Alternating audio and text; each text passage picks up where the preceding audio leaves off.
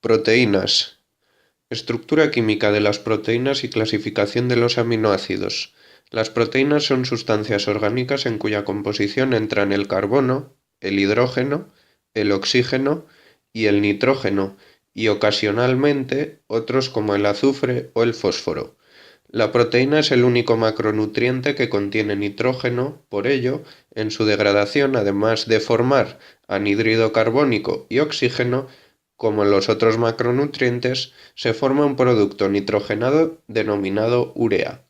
Macroscópicamente, las proteínas son cadenas o polímeros de monómeros denominados aminoácidos. Aminoácidos son moléculas que poseen un grupo ácido, el grupo carboxilo, y un grupo amino cuya estructura general se representa como se ve en esta imagen. Estructura química.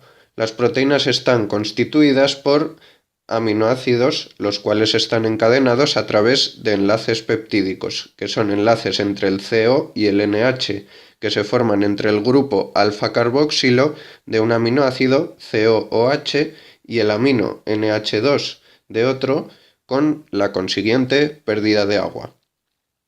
Cuando el número de aminoácidos unidos entre sí no supera los 10, tenemos un oligopéptido, recibiendo el nombre de polipéptido si el número de aminoácidos es superior.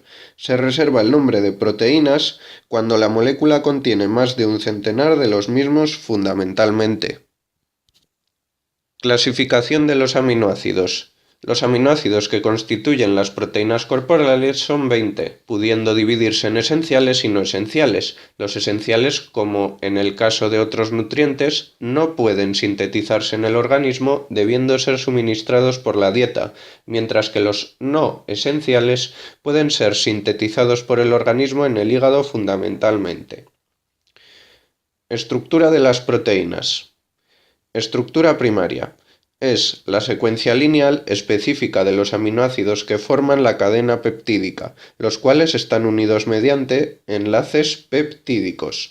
Es pues la estructura básica de una proteína, nos indica qué aminoácidos componen la cadena polipeptídica y el orden en que dichos aminoácidos se encuentran. Esta estructura primaria está vertebrada por el nitrógeno de los aminoácidos y el carbono alfa. De esta cadena principal emergen las cadenas laterales. La función de una proteína depende de su secuencia de aminoácidos y de la forma que ésta adopte. La secuencia de aminoácidos de un polipéptido, es decir, su estructura primaria, viene codificada por el material genético de un organismo.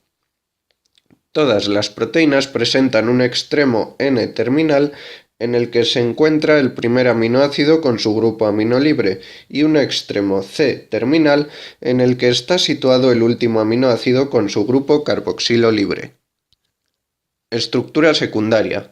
Es la disposición de la secuencia de aminoácidos o estructura primaria en el espacio. Los aminoácidos, a medida que van siendo enlazados durante la síntesis de las proteínas y gracias a la capacidad de giro de sus enlaces, adquieren una disposición espacial estable, la estructura secundaria. Tipos de estructura secundaria. Tenemos la alfa-hélice, la hélice de colágeno, la conformación beta y la conformación al azar y giros. La estructura secundaria de la cadena polipeptídica depende de los aminoácidos que la forman. Alfa-hélice. Se forma al enrollarse sobre sí misma la estructura primaria. Esto se debe a la formación espontánea de enlaces de hidrógeno entre el CO de un aminoácido y el NH del cuarto aminoácido que le sigue. La alfa-hélice tiene 3,6 aminoácidos por vuelta. En este caso, las cadenas laterales, las cadenas R, ocupan la parte externa de la hélice. Hélice de colágeno. El colágeno posee una disposición en hélice especial, algo más alargada que la alfa-hélice, debido a la abundancia de prolina e hidroxiprolina. Estos aminoácidos poseen una estructura que dificulta mucho la formación de enlaces de hidrógeno, por lo que no se forma una alfa-hélice, sino una hélice más extendida, que solo presenta 3 aminoácidos por vuelta. Aquí en esta imagen de la hélice de colágeno tenemos por un lado lo que es la hélice de colágeno, que sería una estructura secundaria, o sea, una sola cadena, Y luego tenemos aquí la superhélice, que sería una estructura cuaternaria que la explicaremos después. Conformación beta. En este caso, la cadena de aminoácidos no forma una hélice sino una cadena estirada en forma de zigzag, debido a que no existen enlaces de hidrógeno entre los aminoácidos próximos, entre los que están más alejados y que pueden formarse, de la cadena polipeptídica. De esta manera se forman las que se conocen como cadenas beta o conformación beta. Si una de estas cadenas beta se repliega sobre sí misma o sobre otra cadena polipeptídica, se pueden establecer enlaces de hidrógeno entre sus segmentos, dando lugar a una lámina en zigzag muy estable denominada beta-lámina plegada u hoja plegada beta. En esta estructura no participa la cadena lateral R. Las cadenas laterales se sitúan arriba o debajo de este plano. Por ejemplo, la betaqueratina de la seda o fibroína. Y por último, vamos a ver la conformación al azar y giros. Algunos aminoácidos tienen características que imposibilitan la estabilidad tanto de las hojas beta como de las hélices alfa y su conformación no es definida. La treonina y la isoleucina, por ejemplo, tienen un R muy voluminoso. La prolina, por su estructura ciclada, tampoco permite las anteriores conformaciones. Los giros son conformaciones que permiten una torsión de la cadena proteica de 180 grados, posibilitando un mayor nivel de plegado. Los giros se producen en zonas de abundante prolina y glicina. En la mayoría de las proteínas se alternan regiones con estructuras secundarias diferentes, existiendo la hoja plegada beta, giros y segmentos de hélice alfa. Estructura terciaria. La estructura secundaria de las proteínas determina la estructura terciaria. Este nivel de estructuración consiste en la adquisición de conformaciones espaciales tridimensionales completas estabilizadas gracias a enlaces fuertes, puentes disulfuro entre cisteínas, o débiles, puentes de hidrógeno, fuerzas de Van der Waals, interacciones iónicas e interacciones hidrofóbicas. Así, en función de esta conformación espacial existen dos tipos de proteínas, las proteínas fibrosas y las proteínas globulares. Las proteínas fibrosas son generalmente estructurales y por tanto estáticas e insolubles. Tienen la estructura clásica de fibra y están formadas por el ensamblado repetitivo, estructura secundaria repetida, de una unidad proteica simple con una estructura secundaria definida. La función de este tipo de proteínas es de soporte mecánico de las células y agrupaciones celulares. Entre las proteínas fibrosas cabe destacar el colágeno, las alfa-queratinas, la actina y la miosina.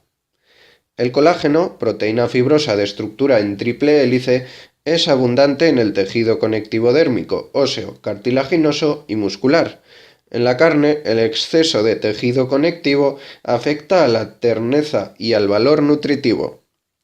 Las alfa-queratinas son proteínas fibrosas abundantes en las estructuras dérmicas de los animales.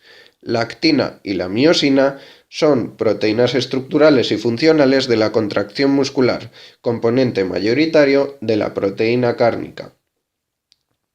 Cuando la estructura secundaria de las proteínas propicia el plegado de la cadena polipeptídica, se forman las proteínas globulares, que eran el otro tipo de proteínas del que íbamos a hablar. Este plegado está favorecido fisiológicamente y se produce por autoensamblamiento o mediado por otras proteínas. Las proteínas globulares son compactas y esferoides, con estructuras secundarias alternantes. En este tipo de proteínas los residuos hidrófobos se sitúan hacia el interior de la proteína, por lo que son solubles. Las proteínas globulares son dinámicas y metabólicamente activas. Tienen funciones biológicas de transporte, enzimáticas, hormonales, etc. Ejemplos de proteínas globulares son la hemoglobina, la lisozima y la caseína de la leche. Estructura cuaternaria. La capacidad de unión de varias cadenas polipeptídicas con estructura terciaria determina el último nivel de organización de las proteínas o estructura cuaternaria. Así, la agrupación de dos o más cadenas polipeptídicas fibrosas o globulares, denominadas subunidades o monómeros, forman la estructura final, que es un oligómero. Las fuerzas que estructuran esta unión son las mismas que estabilizan la estructura terciaria. Por ejemplo, la miosina está formada por dos unidades de proteína fibrosa con estructura de hélice alfa y la hélice de colágeno por 3. A su vez, la hemoglobina está formada por 4 subunidades de proteína globular. Aquí en esta imagen tenemos un pequeño resumen de los niveles de organización de las proteínas. Hemos hablado de la estructura primaria de las proteínas, que es la secuencia o cadena de aminoácidos, de la estructura secundaria de las proteínas, que se produce cuando la secuencia de aminoácidos está unidas por enlaces de hidrógeno, la estructura terciaria de las proteínas, que se produce cuando ciertas atracciones están presentes entre las hélices alfa y hojas plegadas, y la estructura cuaternaria de las proteínas es una proteína formada por más de una cadena de aminoácidos. Las estructuras terciarias se juntan formando una estructura cuaternaria, enlaces de hidrógeno, de Van der Waals, etc. El resultado final de todos los niveles de estructuración descritos determina la funcionalidad de la proteína, de manera que la pérdida de subunidades, uniones o roturas de la cadena polipeptídica pueden incapacitarla. Desnaturalización de las proteínas. Si en una disolución de proteínas se producen cambios de pH, alteraciones en la concentración, agitación molecular o variaciones de temperatura, los enlaces que mantienen la conformación globular, o sea, la estructura terciaria, se rompen y la proteína adopta la conformación filamentosa. Las proteínas en este estado no pueden llevar a cabo la actividad para la que fueron diseñadas, es decir, no son funcionales. Esta variación de la conformación se denomina desnaturalización. Son ejemplos de desnaturalización la leche cortada, debido a la desnaturalización de la caseína, la precipitación de la clara de huevo al desnaturalizarse la ovoalbúmina por efecto del calor, la permanente o fijación de un peinado del cabello por efecto del calor sobre las queratinas del pelo, etc. Aminoácidos esenciales. El hígado es un órgano capaz de transaminar, es decir, de trasladar un grupo amino de una molécula a otra, gracias a su capacidad enzimática. Por ello, un buen número de aminoácidos se pueden convertir en otros según las necesidades de síntesis del organismo, a excepción de algunos, 8 aminoácidos, que el organismo adulto no es capaz de sintetizar. Estos aminoácidos se denominan esenciales y su aporte debe realizarse desde el exterior mediante la ingesta de los alimentos. Los aminoácidos esenciales son isoleucina, leucina, lisina, fenilalanina, treonina, valina, metionina y triptófano. En la infancia es esencial, además de los anteriores, la histidina, porque en esta etapa el organismo aún no es capaz de sintetizarla, lo que sí hace más adelante. Aminoácidos condicionalmente esenciales o semiesenciales. Otros aminoácidos pueden ser esenciales solo en determinadas circunstancias clínicas. Por ejemplo, la taurina y cisteína y posiblemente la tirosina se cree que son esenciales en el niño prematuro. La arginina puede ser esencial en malnutridos, sépticos o en estados de recuperación tras cirugía, así como en niños muy pequeños, ya que sus requerimientos son mayores que su capacidad para sintetizar este aminoácido. Hay también dos aminoácidos no esenciales que se forman a partir de otros esenciales, cisteína a partir de metionina y tirosina a partir de fenilalanina. Si la dieta no aporta suficiente cantidad de fenilalanina o si el organismo no puede transformar la fenilalanina en tirosina por algún motivo, como sucede en la enfermedad hereditaria denominada fenilcetonuria, entonces la tirosina se convierte en esencial. Funciones de los aminoácidos y las proteínas. Funciones de los aminoácidos. Muchos de los aminoácidos, además de formar proteína, tienen otras funciones específicas que son muy importantes para el fisiologismo celular. Funciones de las proteínas. Las proteínas tienen diversas funciones, destacando las siguientes: estructural o plástica, reguladora, defensiva, transporte y energética. Estructural o plástica. Muchas proteínas forman parte de estructuras corporales, como por ejemplo la queratina, que se encuentra en la piel, pelos y uñas, el colágeno, que es el componente esencial de huesos, tendones y cartílago, y la elastina, localizada principalmente en los ligamentos y en los vasos sanguíneos. Reguladora. Algunas proteínas colaboran en la regulación de la actividad celular y así, ciertas hormonas son de naturaleza proteica como la insulina, la hormona de crecimiento, paratormona, etc. Las enzimas que catalizan las reacciones metabólicas son también proteínas. Algunos neurotransmisores tienen estructura aminoacídica o son derivados de aminoácidos que regulan el paso del impulso nervioso de una neurona a otra. Defensiva. Ciertas proteínas tienen como función defender al organismo frente a la invasión de otros organismos o partículas extrañas, como es el caso de los anticuerpos o inmunoglobulinas. También hay proteínas que intervienen en el proceso de coagulación de la sangre, impidiendo su pérdida cuando es dañado un vaso sanguíneo, como son el fibrinógeno, la trombina y otros factores de coagulación. Transporte. En el plasma sanguíneo se localizan proteínas transportadoras de distintas moléculas e iones, como por ejemplo las apoproteínas, que presentes en las lipoproteínas permiten el transporte de los lípidos a los distintos órganos, la albúmina, que transporta los ácidos grasos libres, la hemoglobina de los glóbulos rojos, que transporta el oxígeno desde los pulmones a los distintos tejidos. También, a nivel de las membranas de las células, se localizan proteínas que transportan a través de la membrana hacia el interior de la célula distintas sustancias como glucosa, aminoácidos, etc. Energética. Cuando el aporte de carbohidratos y grasa de la dieta no es suficiente para cubrir las necesidades energéticas, los aminoácidos de las proteínas ingeridas son oxidadas para obtener energía.